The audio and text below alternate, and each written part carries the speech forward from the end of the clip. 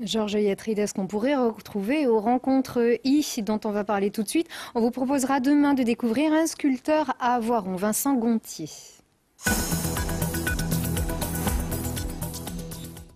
Ne surtout pas mélanger les fibres. La consigne des tambours de machine à laver est heureusement vivement recommandée lorsqu'il s'agit de croiser les fibres artistiques et scientifiques. Ce mariage donne naissance à la Biennale Art-Sciences, baptisée les Rencontres I.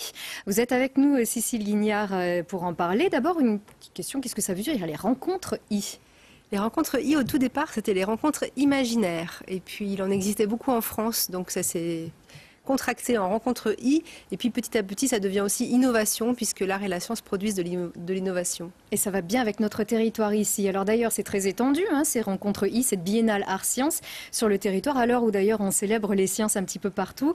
Au début de l'automne, tous les 2 ans, les salles de Mélan, mais aussi de Grenoble, de Fontaine, Saint-Martin-d'Hères, un peu partout dans l'agglo, sont investis de spectacles, d'expositions pour les petits, pour les grands, des spectacles très étonnants souvent, où l'art rebondit sur la science et vice-versa. C'est vrai que c'est tout de même très large comme thématique. Alors comment est-ce que vous faites pour sélectionner les expositions, les spectacles, les artistes ? Bon, les projets sont tous très différents. Alors, il y en a effectivement pas mal de productions qui sont issues de l'atelier Art-Sciences, qui est un laboratoire commun à l'Hexagone, la scène nationale de Mélan, au CEA Grenoble et au CCSTI la Casemate. Et puis, soit ce sont des artistes qui viennent nous voir, comme Ezra, le beatboxer, qui nous a dit, bah voilà, moi en concert, j'ai dans la main un téléphone portable, je voudrais m'en affranchir parce que j'ai pas envie qu'on voit la marque et ça me gêne. Donc, je voudrais trouver un dispositif qui puisse me permettre de faire ce que je fais avec, c'est-à-dire enregistrer des sons autrement. Et dans ce cas, on verra d'ailleurs la solution. Dans ce cas, on a, avec des chercheurs, trouvé la solution pour qu'ils puissent faire ce concert avec un autre dispositif. Soit c'est des chercheurs qui nous disent, voilà, on a telle technologie à mettre à disposition, comment est-ce qu'on peut faire en sorte de l'incorporer dans du spectacle. Mais ce n'est pas uniquement la technologie. On travaille aussi en sciences humaines, en philosophie, etc., sur d'autres concepts. Toutes les sciences. Et on va voir un aperçu de ce qui vous attend du 3 au 13 octobre avec des spectacles un petit peu. On en a choisi un petit peu au hasard. D'abord, cette création qui s'appelle la Terza Luce, la troisième lumière. En fait, c'est le son par l'image. Exactement, la Terza Luce, c'est aussi une résidence issue de l'atelier Art-Sciences. C'est un compositeur italien qui s'appelle Michele Tadini, qui a travaillé avec un chercheur, Angelo Giga, à une correspondance entre le son et la lumière. C'est vrai, ça c'est très étonnant. Alors ici c'est un petit peu tout autre chose. Ce sont des robots. Là c'est une inspiration de la chorégraphe Blancali. Alors Blancali est une chorégraphe espagnole qui a proposé de travailler sur l'idée de la rencontre entre l'homme et la machine et comment est-ce qu'aujourd'hui l'homme se confronte au robot. Donc effectivement, on a vu quelques images très rapides, mais ça donne lieu à un spectacle confrontant des danseurs et des robots sur scène. À la société, c'est un petit peu une représentation aussi de la société, c'est assez intéressant. D'un certain point de vue de la société en tout cas. Oui, bien sûr. Et puis on mêle aussi les tendances à la science et aux artisans. Alors vous l'aviez dit, ce beatboxer donc de Bionic Orchestra qui a collaboré avec un créateur local. J'ai un petit peu révélé le secret, vous nous en parliez à l'instant. On regarde tout de suite justement cette collaboration avec les gants Straseri. Regardez.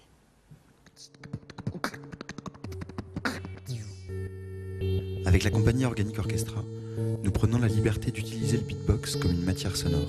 Nous nous amusons à la transformer à l'aide d'effets, à la spatialiser et à l'associer à des jeux de lumière et de vidéo au sein d'un spectacle nommé Bionic Orchestra. Nous sommes réunis par une même envie, celle de créer une forme artistique originale au croisement de la musique, du spectacle vivant et des nouvelles technologies. Après avoir détourné des manettes de jeux vidéo et des téléphones portables, nous créons aujourd'hui un gant interactif. Au moyen de simples gestes, je pourrais par exemple m'enregistrer en direct, déplacer le son dans l'espace ou encore piloter des faisceaux de lumière de façon intuitive et naturelle. Ce gant est une nouvelle manière pour nous de raconter le rapport passionnel qu'entretient l'homme avec la machine et d'en pousser les limites lors de notre prochain spectacle, Bionic Orchestra 2.0. La création de cet outil implique un certain nombre de défis à relever. Une équipe composée d'ingénieurs, d'informaticiens, de designers ainsi que de gantiers s'est déjà réunie autour du projet. Mais c'est avec votre aide que nous pourrons finaliser la création de ce gant unique.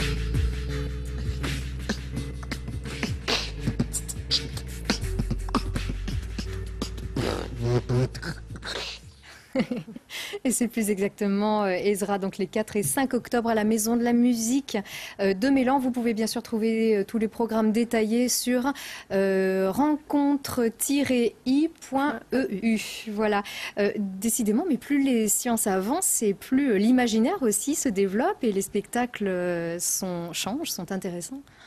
Effectivement, le croisement entre l'art et la science permet l'innovation, permet effectivement un imaginaire qui évolue, qui change d'année en année, et plus les possibilités de technologie sont grandes, et plus les spectacles peuvent avancer avec. Les spectacles, les expositions, il y a des après-midi pour les enfants aussi notamment, avec certains spectacles ou certaines expos familiales. Oui, on propose un spectacle qui s'appelle Molin Molette à l'espace 600 à la Villeneuve, qui est vraiment adressé aux enfants à partir de 6 ans. Le spectacle robot peut tout à fait aussi se voir en famille sans souci ce vendredi et ce samedi. Et puis il y a le salon Experimenta, qui est vraiment un salon gratuit ouvert à tous pendant le temps de la fête de la science, qui a lieu le 10, 11 et 12 octobre à Minatek et à l'atelier Art Science. Et ce salon, vraiment, vous pouvez y venir en famille. C'est l'occasion de découvrir des expérimentations, des maquettes proposées par des artistes et des scientifiques ensemble.